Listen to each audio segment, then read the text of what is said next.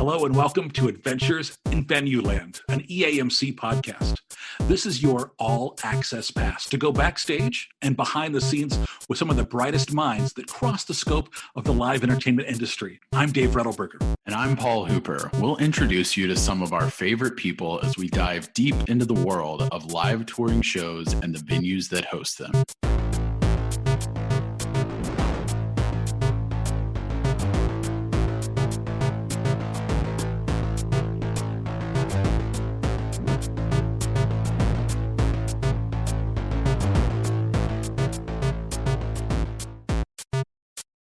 Today's adventure takes us somewhere we've never been before.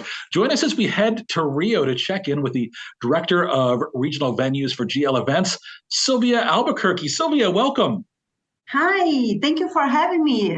You are our first guest in South America, and we're so glad to have you here as we hear about all the stuff you do, because we were just chatting off before the broadcast started, and you've got all kinds of buildings there in Rio. Exactly. All kind of building here.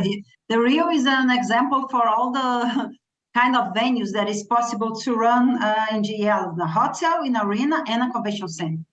Well, tell us a little bit about that arena. So what is the arena you have there? Okay, the name of the arena was HSBC Arena, and the naming rights changed in 2017.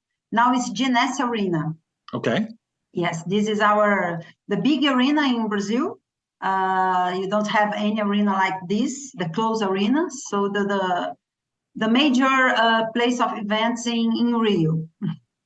So about how big is it? About how many seats do you have there? Okay, we host event for 35,000 people outside.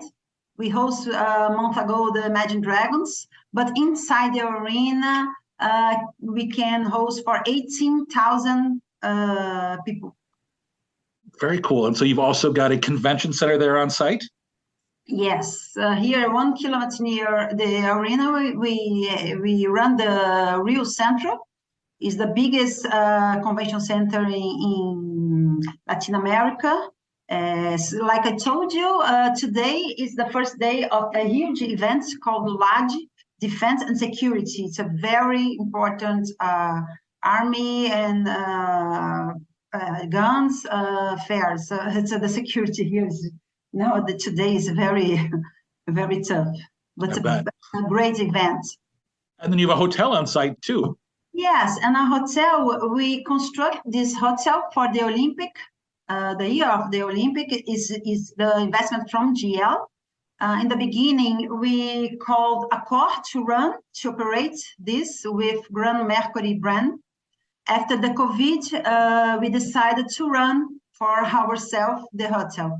So it's the first hotel in the GL network. Now we have two. The second one is in Lyon. It's where is our headquarters.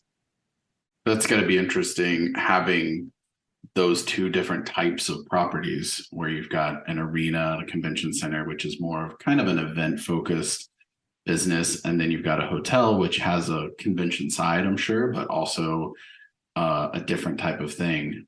Is it fun to sort of have all of those complement each other? I'm sure you have events that come in and you're able to supply hotel room nights and provide this large campus that can offer all kinds of things. Exactly. In the beginning, we thought the hotel will be full only when we have events in Rio Centro. But nowadays, we did, of course, a lot of cooperative events that use our hotel, the rooms, and the space for our artists. Of course, all events in arena, we need to put our artists in the hotel. So it's interesting because you have different kind of business, but we have some commercial teams. It's the same for the three venues. So it's we save a lot of space, a lot of time to deal with one client, one person dealing with one client, selling the three venues. So it's a good business for us. So Silvia, tell us about your role. What does it mean that you are the director of regional venues? What exactly is your job?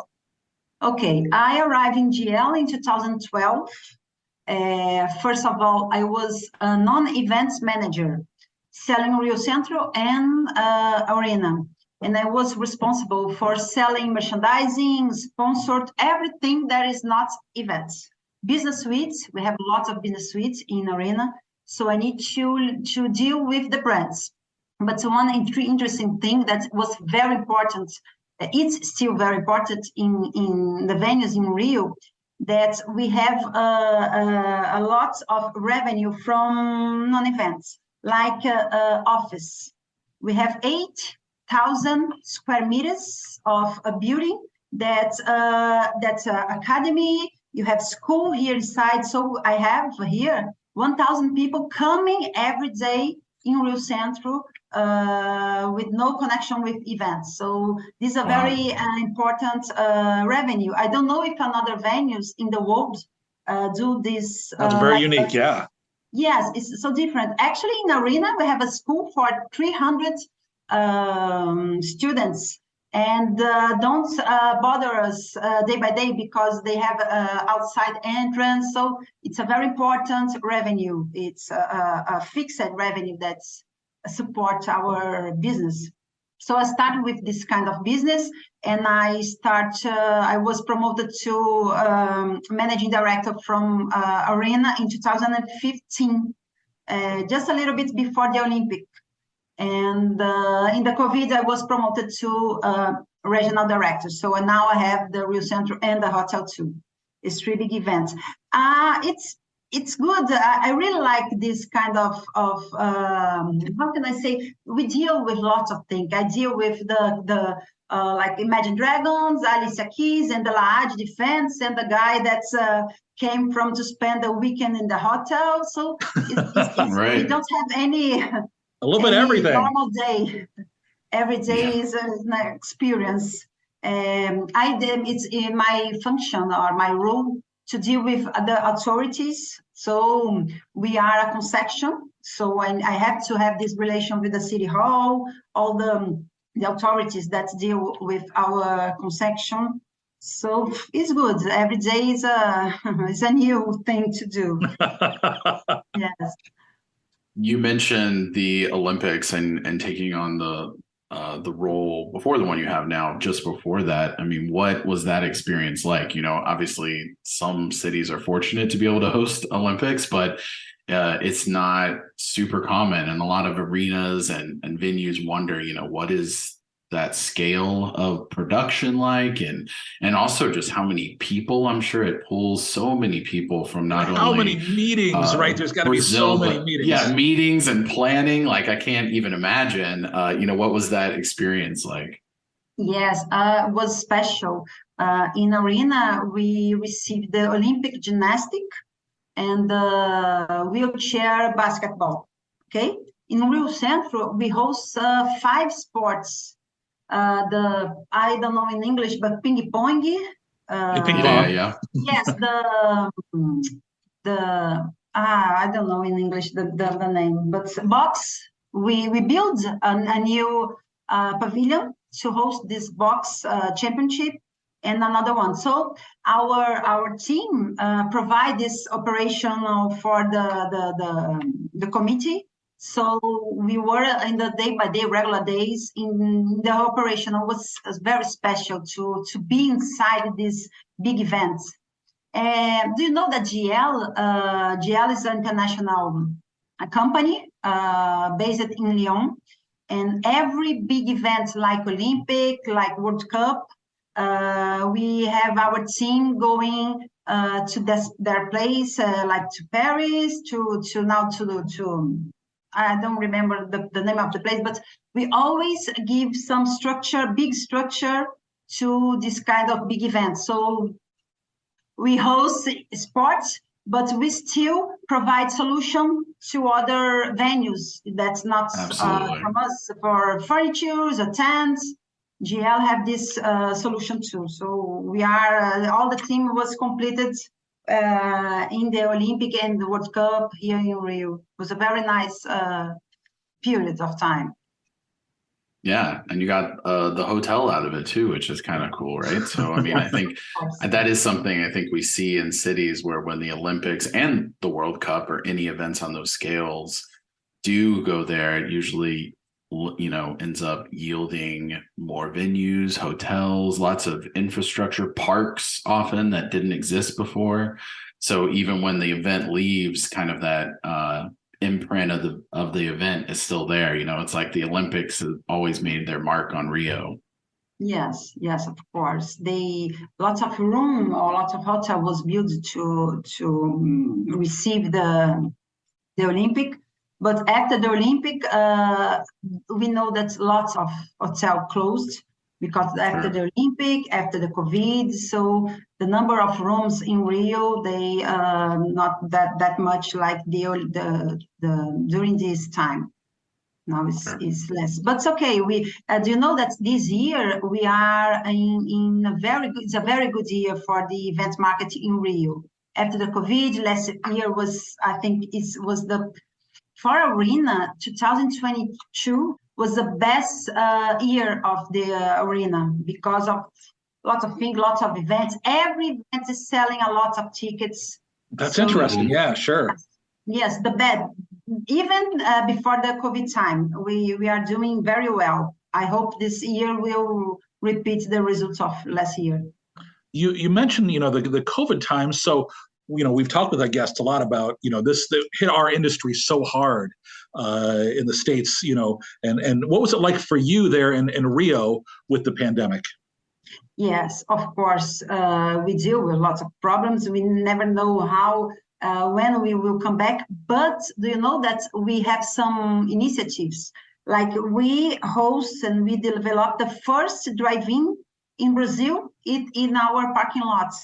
We try to research and see that in the United States some initiatives and we bring to here. So we host this first drive-in in Brazil was incredible. People getting out of house and go in the car and ask for food in the app. And we have an app to go to the bathroom. You have a line in the app. No, now you can go. Now you can leave your car. It's incredible. But we need to think different. We did lots of lives too for artists and everything. In Brazil was very very important. And because of arena, it's big enough. But we host into 2020, the end of 2020, some concert with social distancing, with how can I say, a lounge, and was not for any money, but to do the market, to have the business running.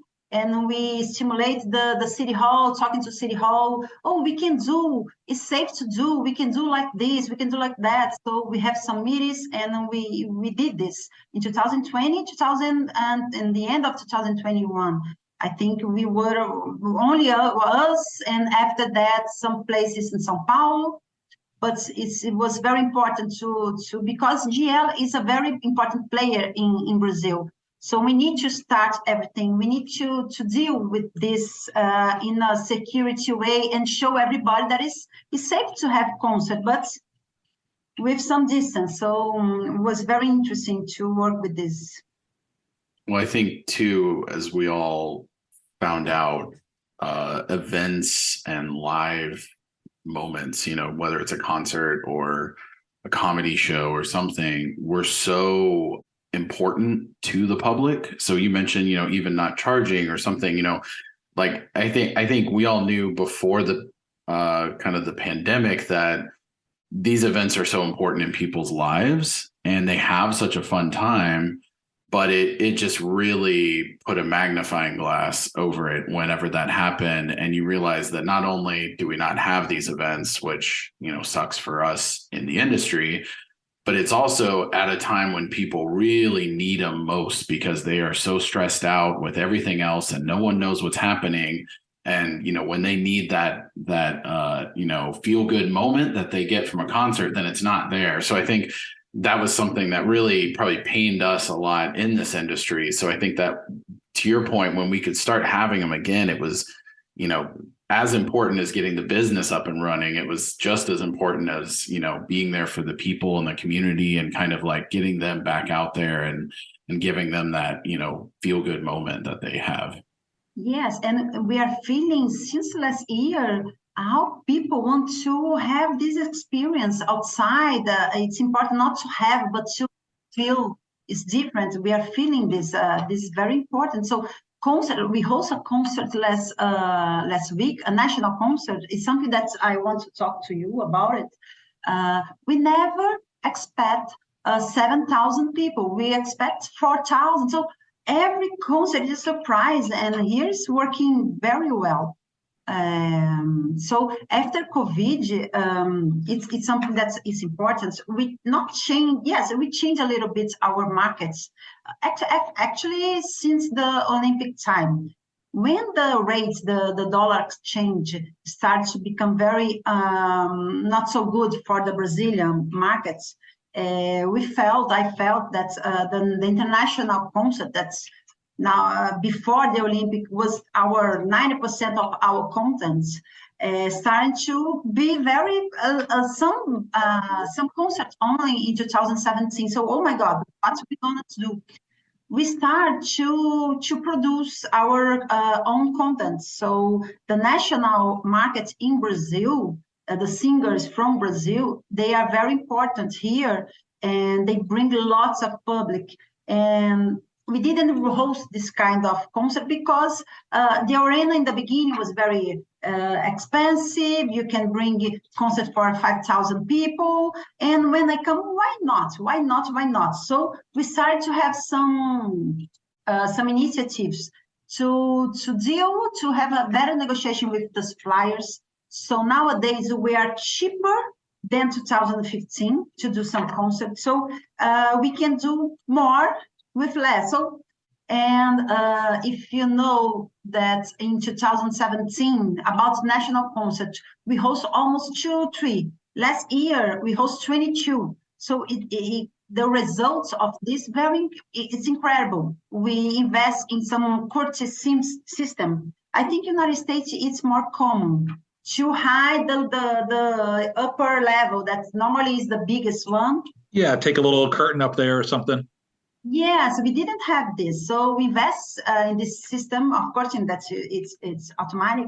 And we can show the artists, oh, if you are afraid to play for 10,000 people, let's play for 5,000. And we host more medium events. And then the medium events become lots of it's a very important revenue for us. So we can be more cheaper. The food and beverage for national concerts here is huge. People come, some of the labels or the artists, people come to drink.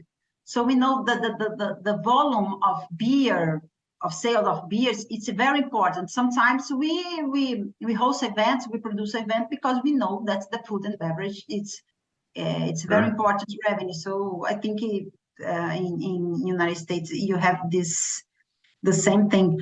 But when we host a national concert, we own the content. So we need to involve in the ticketing, the marketing, rider, the technical, the operational, all the cost is from us. We deal direct with the artist, with the manager.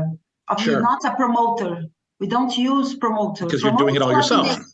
Of course, we have a relation with Live Nation that brings the international one, but the national one is not a promotion, direct with the artist. So it's good deals for us. So this kind of thinking changed our results since 2017. So nowadays we are collecting everything that we planned.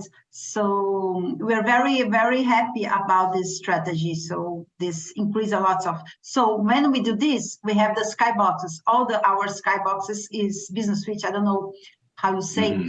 Yeah, I'll get it. We don't have any available. So because we have lots of events, we host almost 50 events per year. Do you know one segment that's it's very important? The esports. We host last year the Counter-Strike international. Yeah, sure. Yes, from ESL. Is ESL? It's the I don't know if you know ESL. So they nowadays they as setting up a new championship that will be next week. So the Wow. esports industry is very important.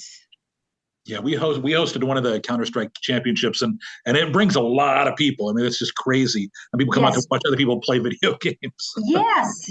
It's strange. We are looking for a for a big lads. Everybody's playing, everybody's screaming. It's a Yep. difference. It's not a common. Since 2017, we host the Rainbow Six, League of Legends. Yeah. Yep.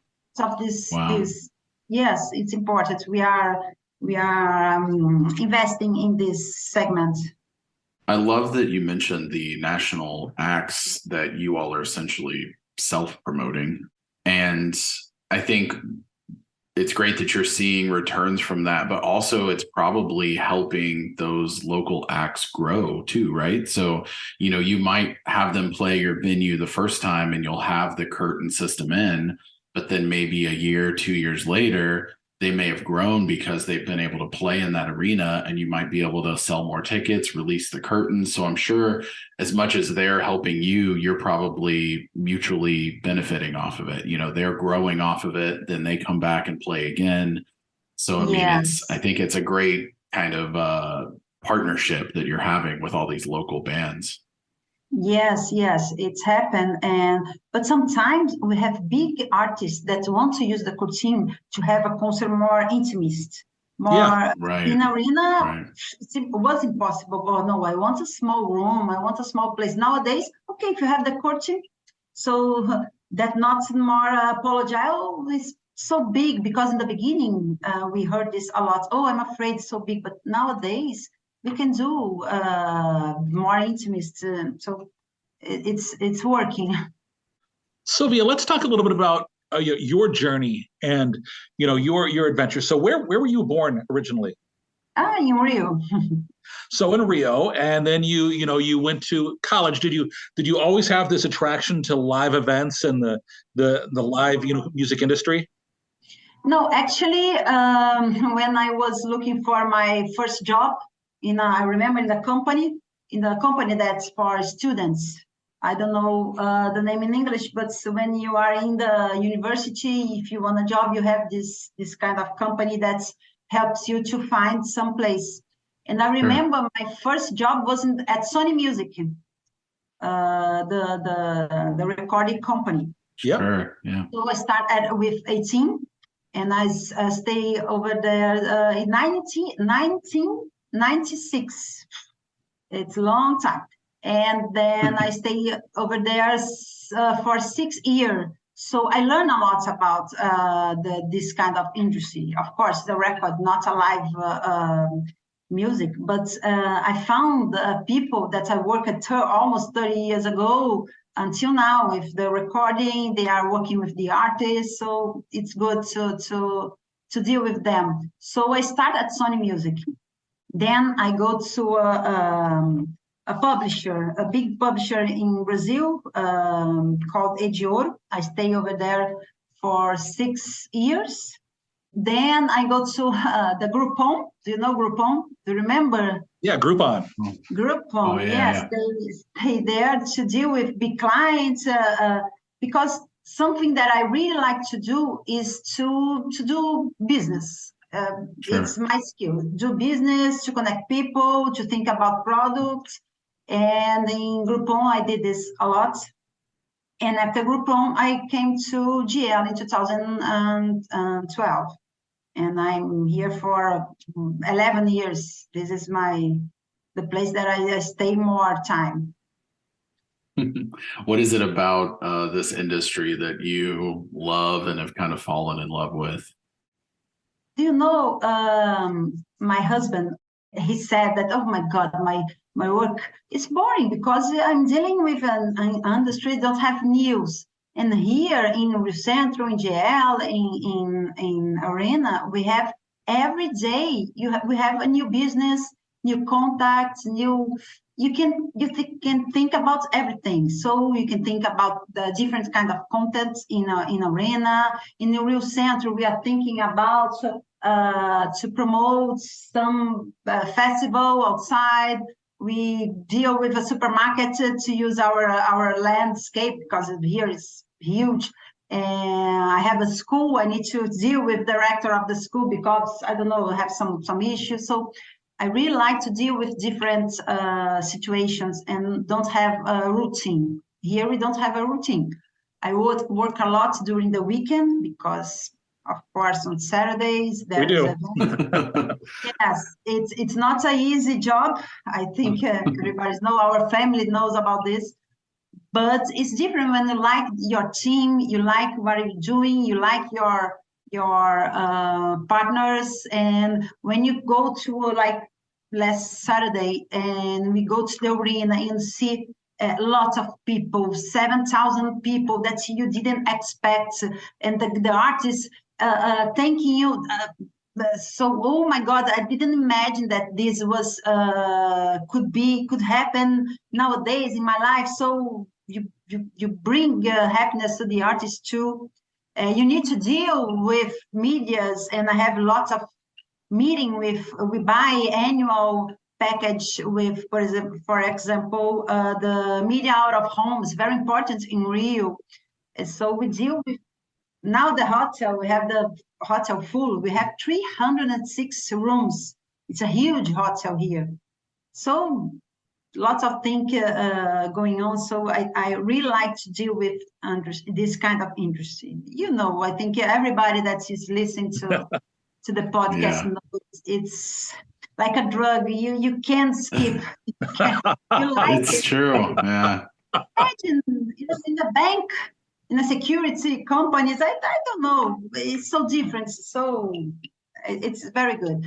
We host I'm dealing with Cirque du Soleil because probably we will host them next week. The UFC we hosted in January. So the Beyonce, in next month, Alicia Keys. Look. Wow. Yeah. Of course, when people outside think your life is party every day. They don't know. That's true. I don't know all the work that goes into it. Yes, that's the concept that we are looking, see the artist, noting the artist. No, but it's different. This is a very fascinating market. I really like. It sounds like you have traveled a fair amount too, right? Like, I don't know if you've gone to other GL locations and stuff. What do you think makes Rio very unique compared to other cities, but also other countries that you've maybe been to? Like, what do you think the market there and the people there, what stands out about them? Okay, first, Rio is the prettiest city of the world. It's beautiful. For Congress, for this kind of market, this is very important to have a nice city. For Congress, medical Congress, Rio is a very important destination.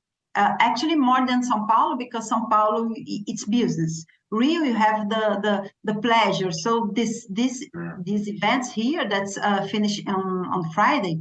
Everybody will stay until Sunday because they want to go to the beach. We have mountains. We have lots of things here. Rio have this peculiarity.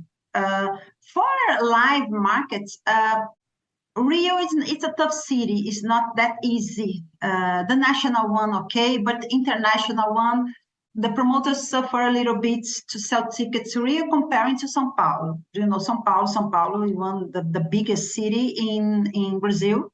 They have 51% of our PIB, so the rest have the others. But still, people like to be in Rio. So the UFC, the esports, we have international tours that need to be in Rio. So we have the beauty, we have the people. So the Rio is special. I don't think that I never leave Rio de Janeiro.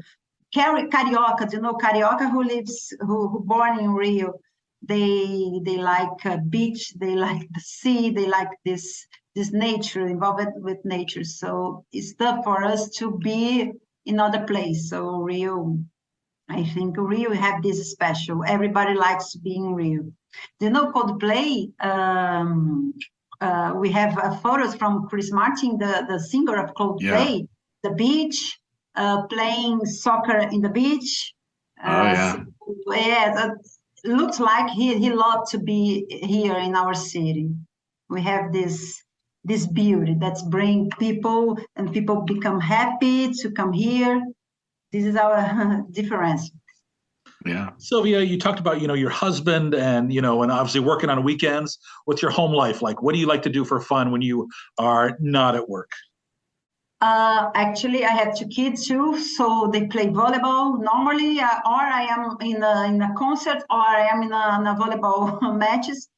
But I really like to go to the beach. I live almost in front of the beach, so beach it's like a Carioca. It's normal for Carioca. But something that I really, really like is to travel. I have brothers living abroad in Chile, United States, in Australia, and I really like to travel. Actually, in 2 days, I'll go to France, to the headquarters, and I'm leaving 3 days before to do a little trip around France, because I really like to know new cities, new places, to visit new venues, to have ideas. I have had to O2 Arena, the Accor Arena. I know lots of arenas, so always in my comebacks, I bring ideas. I try to put some new ideas in Genes Arena.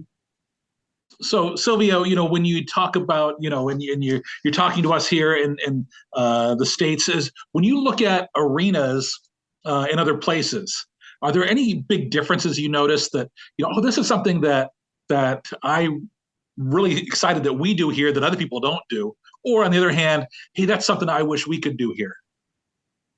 I wish I have money to put, for instance, the LED around the stage. It's incredible. Everybody has it, but we don't have.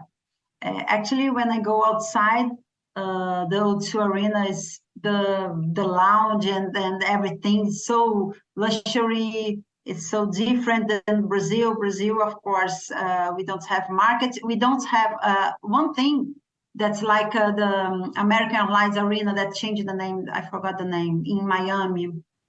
I forgot. They just changed their name. Yeah. Yes, but they have a basketball team playing over there. I think they have lots of matches, basketball matches. We don't have this here. Sports in Brazil is not very rich, so we don't have this amount of number of matches that could support more our venues. That's something that in the United States, I think, sure. The arena, yes, you have the team, arena from the team. So is it the Casilla Center? Is that what Casilla? I'm not even trying to pronounce it. Casilla or something. They did just change it recently. Yeah. To get somebody on the pod about that one. But yeah. Silvia, you mentioned obviously, Brazilians, coming to the venue and food and beverage being such a key, piece of the event. You said they drink a lot of beer, but what are your top selling food items? Hot dog, cheeseburger, popcorn. So somewhat very similar, right? Yes. Here you have something that is small snacks with cheese or with chicken that we sells a lot. But of course, in Disney on Ice, we will host Disney on Ice next month. Then the sales of popcorn is incredible. Cirque du Soleil, we sold 1 million reais only of popcorn. Was very, very important. Yes, amounts of popcorns here. So this is very. But nowadays in Rio, the gin, you have the drink with gin with the Red Bull or gin with the energetic. This sells a lot here in Brazil. I think it's more diets. I don't know why, but it's become a very important beverage here to sell. When you have Disney on Ice or Cirque du Soleil, how many shows will they play there? Like, how long will their residency be? Okay, the last edition of Disney on Ice was 11 session. Okay. So 11 presentation, and Cirque du Soleil was 19 presentation. Wow. Okay. During 7 days. Yeah. I don't remember, almost Thursday to Sunday, 2 or 3 presentation per day. But they are open now. Yesterday, Disney opened more section because they sold they sold out some presentation, and so they are open more days. Normally is this. Sylvia, what's next for you? Do you see yourself, staying there in Rio and GL? Do you think this is your happy spot, or and what's next for the city, the arena? What are we looking forward to? Actually, I don't know. I never planned my life. I never planned what I thought I was supposed to be in arena. I love to work in arena with this market forever. We are always looking for new venues in Brazil. We had some negotiations. Some of them we didn't want to go on because of the numbers or whatever. But there's lots of opportunities in Brazil to operate news venues. I imagine staying in the live marketing, entertainment venues. We have venues in Salvador, Santos, and 2 in São Paulo. And sometimes one of my role is to bring this kind of concert to the other venues. Yeah, sure. Yes, but we have problem with agenda because they have the fairs, the event, the congress is not place built to have this kind of content. But we are working to bring more events to Santos, to São Paulo, and Salvador. So some artists that are close to arena, probably I need to stop to think about, let's do the tour to Salvador in the south and São Paulo.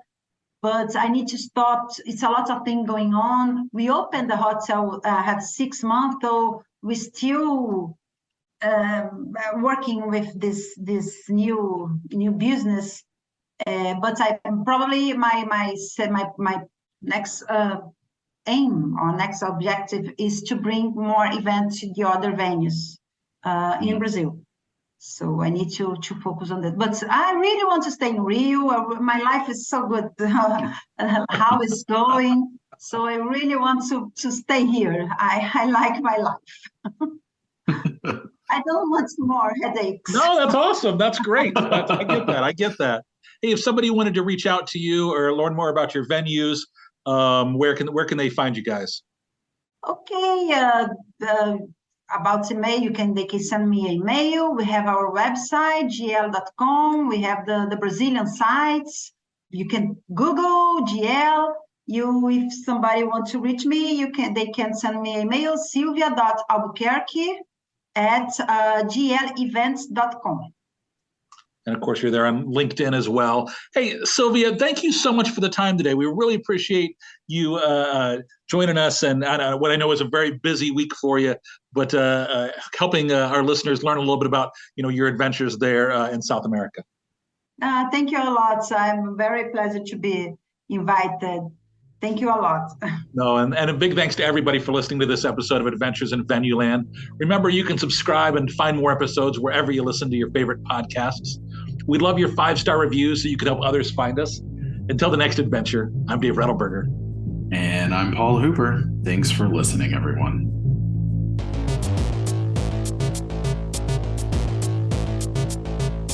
Adventures in Venueland is a side project of the Event and Arena Marketing Conference, a nonprofit organization bringing together people in the field of live entertainment to discuss marketing, publicity, and sales trends. Find out more at eventarenamarketing.com. Audio editing and mixing by Camille Faulkner. Design and digital advertising by Megan Ebay. Copywriting and publicity by Samantha Marker. Guest booking and brand strategies by Paul Hooper. Guest research by Dave Rettelberger. Marketing strategies by Paul Hooper, Megan Ebeck, and Samantha Marker. Thanks for joining us. Until the next adventure.